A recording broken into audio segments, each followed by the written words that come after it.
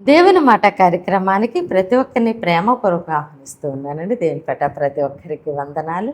నీ కళ్ళతో ఇంకా నువ్వు చూడకపోయినప్పటికీ, దేవుని యొద్ద నుంచి ఇంకా నీ ప్రార్థనకి జవాబు రాకపోయినప్పటికీ, నువ్వు ఏదైతే దేవుని అడుగుతా ఉన్నావో, దేని కొరకు నువ్వు ప్రార్థిస్తూ ఉన్నావో అది నువ్వు పొంది ఉన్నావని నమ్మినప్పుడు, అది నువ్వు విశ్వాసముతో చూడగలిగినప్పుడు దేవుడు తప్పకుండా అది నీకు అనుగ్రహించబోతూ ఉన్నారు.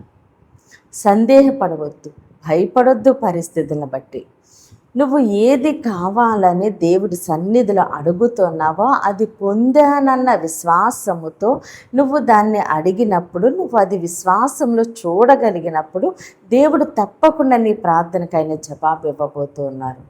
దేవునికి అసాధ్యమన్నది లేదు. వెంటనే మన పరిస్థితులు మారకపోవచ్చు, కానీ దేవుని వాగ్దానం మారదండి. ఆయన సమయం అందు తప్పకుండా ఆయన ఇచ్చిన మాటను ఆయన నెరవేర్చే దేవుడు. భయాన్ని విడిచిపెట్టి, సందేహాన్ని విడిచిపెట్టి దేవుడిచ్చిన వాగ్దానాన్ని పట్టుకుని మనం ప్రార్థిస్తున్నాం అనుకోండి, మన ప్రార్థన ఏది వ్యర్థంగా పోదు, మన కన్నీళ్ళు ఎన్నడూ వృధాగా పోవండి. దేవుని సమయం ముందు తప్పకుండా ప్రతి ప్రార్థనకైనా జవాబిస్తానే ఉన్నారు. ఇక నీ ప్రార్థన ఖాళీగా తిరిగిరాదు. అయితే ఈరోజు దేవుడు మన కొరకు సిద్ధపరిచిన ఆయన శ్రేష్టమైన వాగ్దానం చూద్దామండి. మార్కు సువార్త 11వ అధ్యాయము 24వ వచనము. అందుచేత ప్రార్థన చేయనప్పుడు మీరు అడుగుచున్న వాటిని ఎల్లను పొంది ఉన్నామని నమ్ముడి, అప్పుడు అవి మీకు కలుగునని మీతో చెప్పుచున్నాను. ఆమేన్.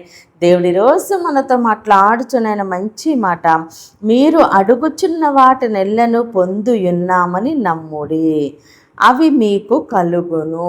ఆమేన్. ఎప్పుడైతే మనము విశ్వాసంతో ప్రార్థన చేస్తూ ఉంటామో, భయాన్ని విడిచిపెట్టి దేవుడిచ్చిన వాగ్దానాన్ని ఎత్తిపట్టి మనము విశ్వాసంతో ప్రార్థన చేస్తూ కన్నీరు కారుస్తూ ఉంటామో, ఆ ప్రార్థన కన్నీరు ఎన్నడూ వ్యర్థముగా పోదు.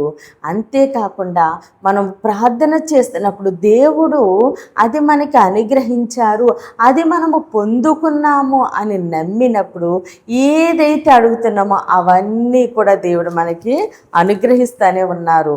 అవి మీకు కలుగునని మీతో నిశ్చయముగా చెప్పుచున్నాను. ఖచ్చితంగా అవి మీకు కలుగుతాయని దేవుడు సెలవిస్తూ ఉన్నారని. కాబట్టి దేవుడు ఎప్పుడూ కూడా నేను నీ జీవితంలో కార్యము చేస్తాను, నేను చేశాను అని చెప్పడం కాదు, కానీ నీ నమ్మిక చొప్పున జరుగునుగాక, నీ విశ్వాసము నిన్ను స్వస్థపరచును. నువ్వు ప్రార్థన చేయనప్పుడు అడుగు వాటినెల్లను పొంది ఉన్నామని నమ్ముడి, నమ్ముట నీ వలన అయితే నమ్మువనికి సమస్తమును సాధ్యమే. అంటే దేవుడు మనకేం చెప్తున్నారు? నీకు నమ్మిక ఉంటే, నీకు విశ్వాసం ఉంటే తప్పకుండా నువ్వు ఆ కార్యం పొందుకుంటావు అని దేవుడు చెప్తా ఉన్నారు. కాబట్టి మనలో ఏది ఉందో దాన్ని విడిచిపెడదామండి. మనం ఏది అడుగుతున్నామో అది దేవుడు మనకు అనుగ్రహించారని విశ్వాసముతో మనము ప్రార్థన చేద్దాము. అంతేకాకుండా దేవుడిచ్చిన ప్రతి వాగ్దానం ఏంది నమ్మిక ఉంచి ఆ వాగ్దానాన్ని ఎత్తిబట్టి మనము ప్రార్థన చేద్దామండి. దేవుడు మన నమ్మిక చొప్పున మన జీవితాల్లో మనం అడిగినవి ఆయన దయచేస్తూ ఉండగా సమస్త ఘనత, మహిమ, ప్రభావాలు మనము దేవునికే చెల్లిందామండి. కొద్ది మాటలు దేవుడు మన వినికిల్లో దీవించి ఆశీర్వదించునుగాక. ఆమెన్. ప్రేర్ చేసుకుందామని అందరి కన్నులు మూసుకొని ప్రేయర్లో ఏకీభవించు.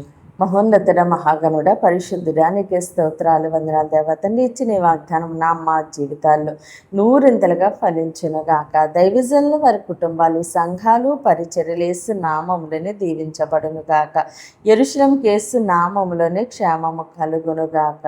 ఈరోజు పుట్టినరోజు, పెళ్లి రోజు జరుపుకున్న ప్రతి ఒక్కరికి సంవత్సరం ఒక ఆశీర్వాదకరముగా ఉండునుగాక.